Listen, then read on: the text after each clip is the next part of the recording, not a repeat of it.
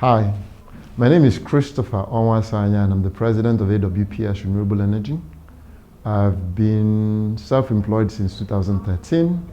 We've been installing solar power solutions in Nigeria since 2014. We've done very well at it. Nigeria has this incredible thing about it. It's an open market, not as competitive as you think. And if you find yourself in the right niche, you'll do very, very well.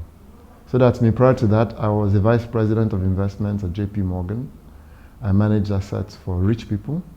We call them high net worth, but we know them as rich people. And then before that, I was a financial advisor at Merrill Lynch. And before that, I owned my own mortgage company. So a big change from the financial services world to the technical side of business. 2013, I separated from my employer, JP Morgan.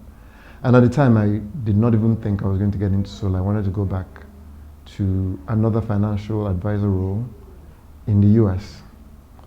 That was a little difficult to come by, and then I turned my sights to Nigeria. Now, AWPS actually stands for Atlantic Waste and Power Systems. That's how we're incorporated in Nigeria, because we're looking to do waste to energy. We always believed we're going to be a part of the power solution in Nigeria. It didn't matter whether it was through waste or through sunshine. The lift for waste management or waste to energy was much, much higher or much, much bigger. And I came to this conclusion that Nigeria had a lot of sun, except today. And we could turn that sun energy into power for people. And that's how I got into the business. I did little surveys to my affinity groups, got positive responses. My first sales were to them. And I actually believed that within a year or two, I'll be very rich. Well, I'm here and I'm still not very rich. I'm not uncomfortable, but I'm not Dangote rich yet. I thought by now I'd have conquered all of Nigeria, then West Africa. But I'm still struggling just to conquer Lagos and the 17 states we have presence in. It requires a lot of hard work. And if you're willing to invest the time and the effort, and also willing to stay ahead of the competition, you'll do very well.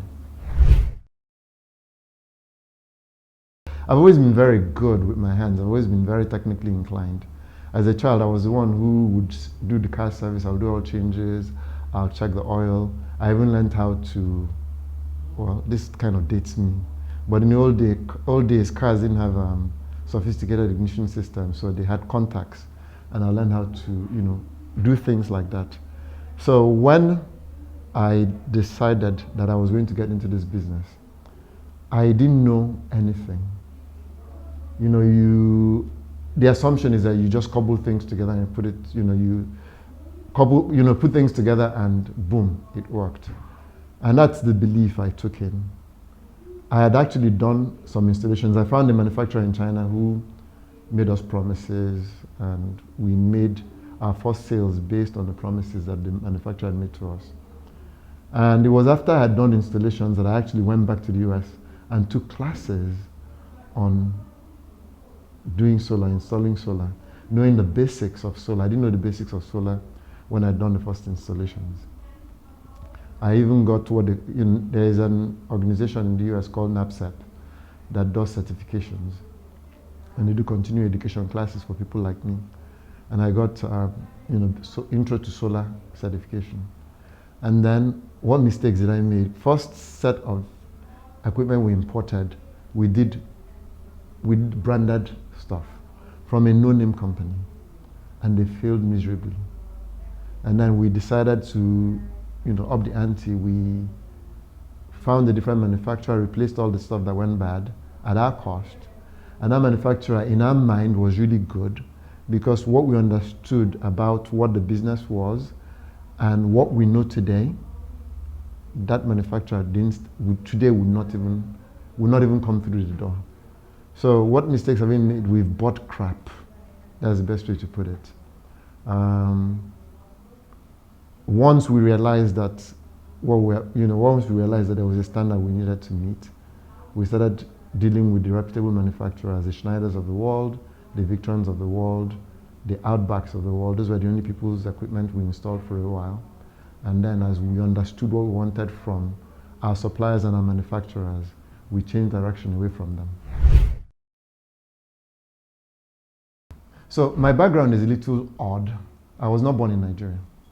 I was born outside of Nigeria. So I already had, relative to most people, I already had, I don't know, would you say I had the silver spoon? So we came back for the Civil War. And then once I finished secondary school, I left Nigeria again.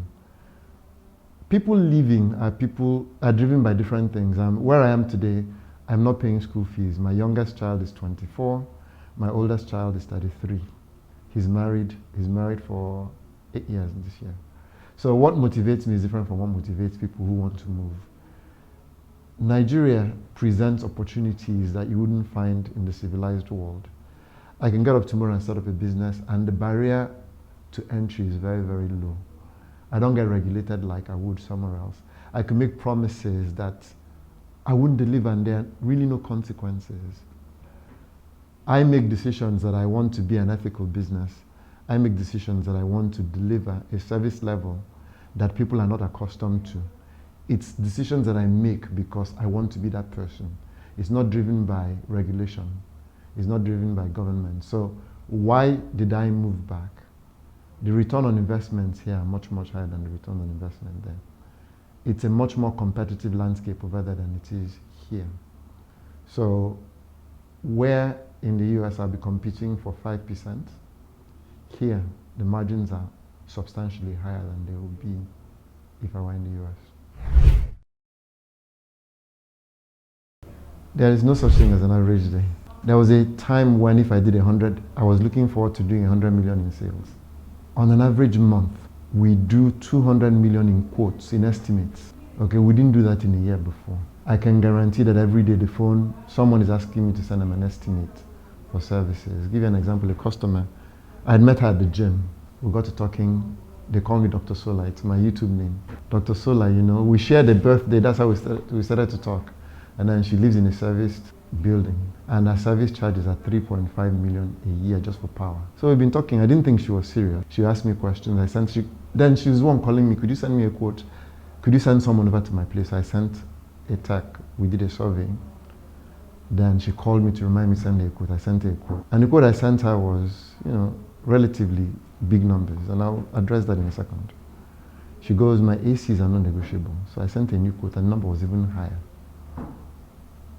So she's asking me questions. Why should I use you versus someone else? So I gave her reasons why she should use me. And then one of the things I told her is we represent the factory. So whomever it is we buy from, they support us. They support us. So if there's an issue, they log into the client system. If they're not able to resolve it, it becomes a warranty claim, we replace the product. So she goes, I want to see what it is I'm buying. I said, come to my office, like my house. You see it, you can touch it. So she comes in. Normally I would take her on the tour. I said, I'm not going to do it because I don't want to bias you. I'm going to have one of my employees take you. So Victor took a look at what we did. And then she came back and let's talk. And we started talking. She goes, okay, how do I pay you? I said, let me send you an invoice. I sent her an invoice. By the time she got home, she had sent money. Okay, so that's one day. There are other days where I'll travel to go do surveys. Other days I'm showing up. I don't go to the smaller sites, I go to the bigger sites. So I go to a bigger site to go look at, you know, what my people are doing, see things that stand out that need correction. So that's, you know, there's no typical day in this business. One of the things I've been fortunate or blessed with is I've always been a salesperson. So even prior to me going into the financial services industry, I was in the telecom industry. And I was a salesperson. I would go out and meet customers and sell them my products. And in financial services, I was selling them my services. Whether I was selling them managed money, or whether I was selling them mutual funds, or whether I was selling them financial planning or insurance or annuity products. It was the same thing. So what did I bring in? I brought in the same skill sets. Now I'm used to dealing with high net worth individuals because people who afford me are high net worth people. Our average price is 7 to 8 million naira. That's the minimum you're going to pay to come to us. And anyone who can afford to pay 7 to 8 million naira without blinking, you know, is not someone who is financially challenged. So these were the kind of people I was used to talking to and dealing with. So in that aspect, or in that respect, my past sales experience is what I've leveraged into what I do. The technical part, we don't really discuss much because the technical part bores them. They're not really interested in the technical part. What they want to know is they come on, they turn the light switch on, and the lights come on. So it's the sales part that's really gotten me to where I am today. Two extremes. But the thing is, at the end of the day, you're satisfying a need. You're meeting a need. So my customers who came to me for financial advice were people who were thinking long term. They had funds or they had cash that was sitting around and wasn't really doing anything. The banks were paying ridiculously low interest rates. So what could I give them that offered them a safety net and at the same time, paid them much more than what the bank was paying them. What the bank paid them did not cover inflation. Inflation is, increase in prices. So if the bank was paying them 1% or 2%, and the rate of inflation was 1.5% or 2.5%, then they were really losing money. So when they come to me, what do? I'm giving them something that would allow them to stay ahead of inflation. So their money is growing. Over a particular period of time, they're able to double that money. That's why they come to me. What I do today is different. I'm actually changing lifestyles for people.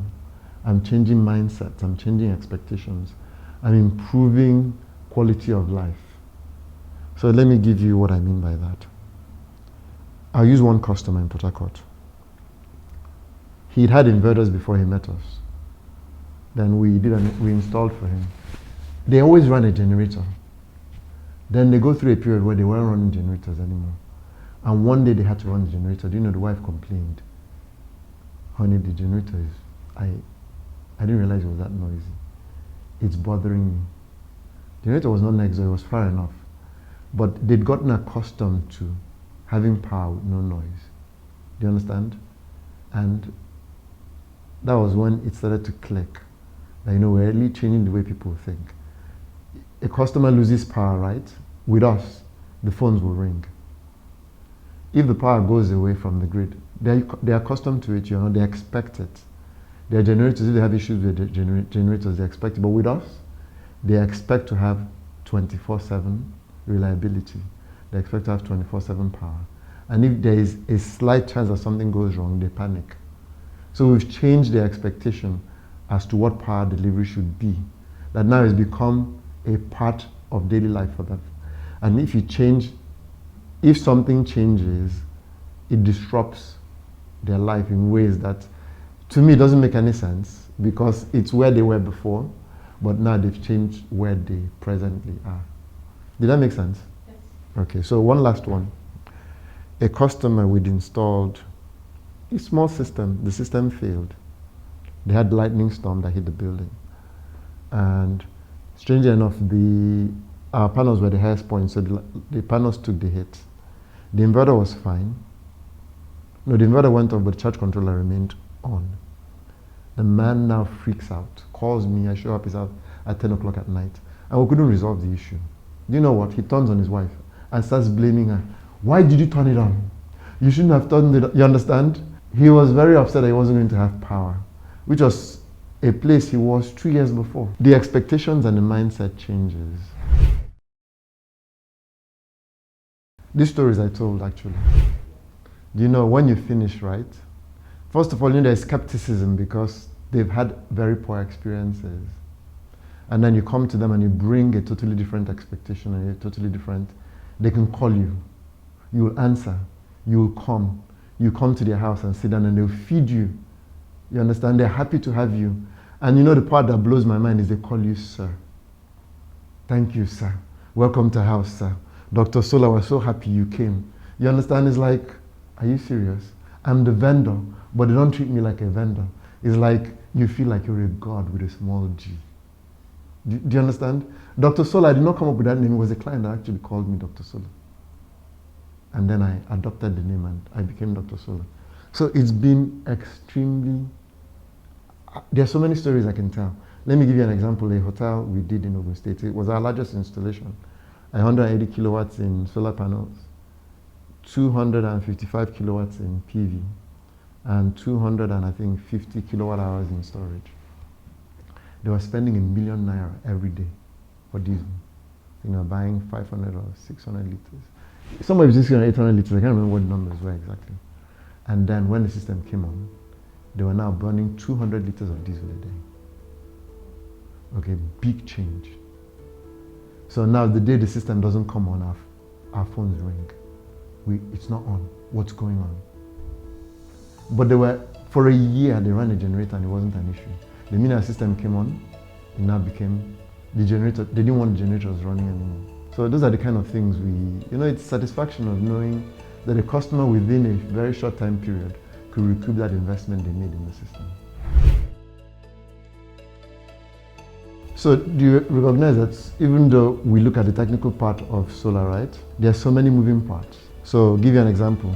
When we do large systems, we have to do designs, we have to do drawings. That's where CAD comes in. So we need someone who's good with AutoCAD to do designs for us. Someone who has experience with real estate, that comes in handy because when you have to do large-scale systems that require that you put up large arrays, right? That's where real estate comes in. Someone who's done procurement, we buy a lot of stuff. We buy a lot of stuff. So that comes in handy too. Someone with logistics experience. We need to get things from point A to point B. That's where someone who's in logistics comes in. So this is a growth industry. Nigeria lacks the will to resolve the power situation. I'll be 59 in 3 months. The amount of power Nigeria generated when I was a kid in the 70s has not increased by enough. I think we're doing 3,000 megawatts or 4,000 megawatts. Today we're doing 5,000. And we're doing 5,000 for like the last 10, 20 years. Our need today is a minimum of 100,000 megawatts. That's what the minimum is. So let me give you an idea. Our population is what? Over 200 million people, right? Yeah. Even at 100,000 megawatts, it does not meet the population. It doesn't meet the needs. If you do that math, it's less than 50 watts per individual. Is that number right? Okay, so it's not, the opportunity here is just incredible. And now solar has become acceptable. Do you remember before it was, smoke and mirrors, it was all this, it was this magical stuff that people didn't believe in. Now it's become acceptable. Now people know it works. Now people want solar. Do you understand? So it's a growth industry. For us to go from 5,000 megawatts to 100,000, so renewable is going to play a huge part. And the easiest and fastest to deploy, we call it last mile solution, is solar. You can go in the middle of nowhere and put up a power plant. Do you understand? You don't have to bring power lines from God knows where to your destination. And within a month, you can start providing power to the community. Solar is the only way you could do that. So I think I advise anyone that is looking for a job to come to the industry. There are opportunities for you. What limits you is what you can think about, is your thought process, what's going to limit you in this industry.